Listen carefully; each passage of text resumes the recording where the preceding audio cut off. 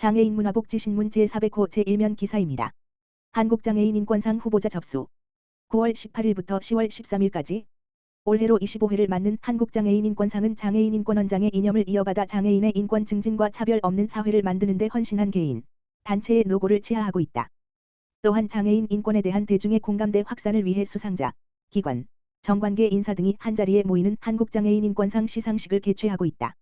작년 24회 한국장애인 인권상에서는 지역 내 장애인이 차별받지 않는 건강한 사회를 만들기 위해 시의회의 관심을 촉구하며 장애인 복지관 리모델링, 교통약자 꼴택시 요금 인하 및 증차, 장애인 생활체육 활성화 및 지원 확대에 공헌한 안순자 전 거제시 시의원과 농인 부모의 이야기를 다룬 다큐멘터리 영화 2014 연출 및 제작, 아시아 코다 컨퍼런스 코다 국제 컨퍼런스 유치 등 국내외의 농인 및 코다의 개념과 존재를 널리 알리는 데 이바지한 이길보라 코다 코리아 대표가 인권실천 부문 수상의 영예를 안았다. 또한 민간기업 부문은 작년부터 보건복지부 장관상이 수여되고 있으며 주식회사 옵두기가 수상기관으로 선정되었다. 주식회사 옵두기는 지난 10년간 구실스토어 물품 후원 및 선물 세트 임가공 위탁, 옵두기 프렌즈 설립 및 운영, 업계 최초 컵라면 용기 점자 표기 등 장애인이 지역사회에서 차별받지 않도록 사회적 책임을 다하고자 노력하고 있다. 이처럼 한국장애인 인권상은 장애인 인권 증진을 위해 헌신한 개인 및 단체, 기초지방자치단체, 공공기관, 민간기업 132건, 개인 49건 단체 83건을 발굴하고 포상해왔다. 제25회 한국장애인 인권상은 38개 장애인 단체로 한국장애인 인권상위원회를 구성하여 인권실천, 개인 1명, 단체 1개소, 국회의정 2명, 기초자치 1개소, 공공기관 1개소, 민간기업 1개소, 총 5개 부문을 시상한다. 후보 접수는 10월 13일, 금, 가지이며 수상자에 대한 시상식은 12월 1일, 금, 진행된다.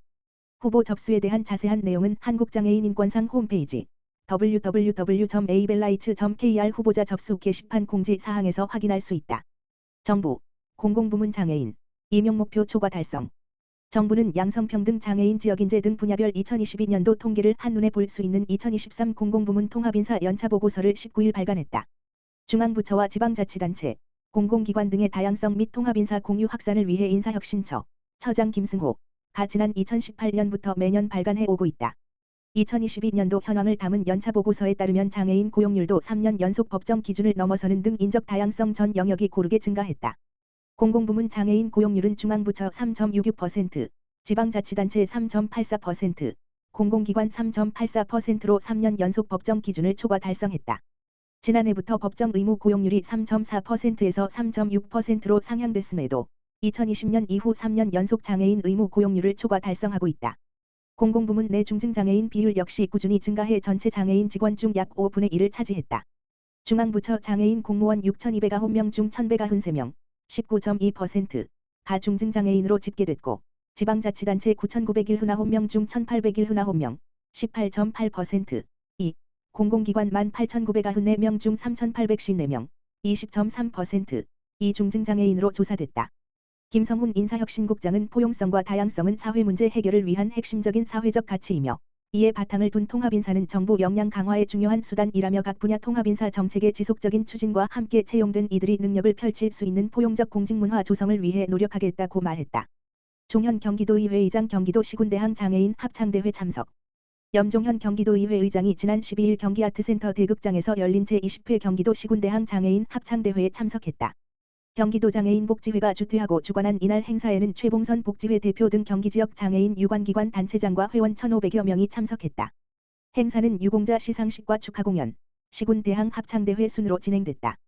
염 의장은 축사를 통해 장애인 합창을 통해 장애와 비장애를 넘어 우리 사회가 만드는 아름다운 하모니를 느낄 수 있었다라며 조화로운 화음을 만들기가 어려운데 이번 대회 무대를 준비한 모든 분들에게 존경과 성원의 박수를 보낸다라고 말했다.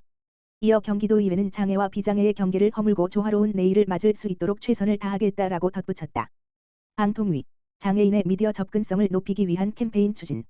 방송통신위원회, 위원장 이동관, 이하 방통위는 국정과제 국민과 동행하는 디지털 미디어 세상 실현을 위해 시각청각 장애인의 미디어 접근성을 높이기 위한 캠페인을 시작한다고 밝혔다. 오늘 방통위는 시각청각 장애인이 자막이나 화면 해설 기능이 없는 영상을 보면서 느끼는 아쉬움과 개선점 등에 대해 진솔하게 이야기를 나누는 내용을 담은 토크쇼 영상을 선보였다.